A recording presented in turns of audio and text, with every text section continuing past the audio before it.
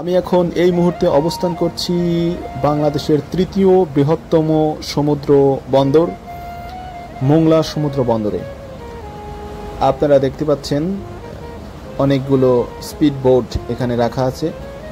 এই বিশাল বিশাল স্পিড বোটগুলি মূলত কন্টেইনার টেনে আনার ক্ষেত্রে ব্যবহার করা হয়।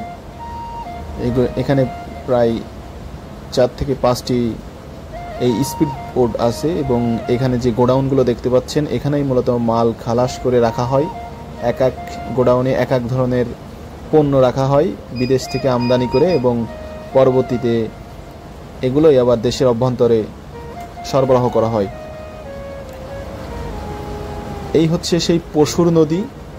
মূলত এটাকে সমুদ্র বন্দর বলা চলে না, কারণ এটি পশুর নদীর অববাহিকায় পশুর নদীর পাড় ঘেঁষে তৈরি করা হয়েছে এবং এটি একটি নদী, এবং এই পশুর নদীটি মূলত সমুদ্র লাগোয়া, খুব কাছেই সমুদ্র বঙ্গোপসাগর, এবং এখান থেকে সুন্দরবন খুব একটা দূরে নাই। দূরের যে গাছগুলি দেখতে পাচ্ছেন, দূরের যে স্থল যে ভূমিটা দেখতে পাচ্ছেন অনেক গাছ, ওইগুলো মূলত স্থল সুন্দরবন।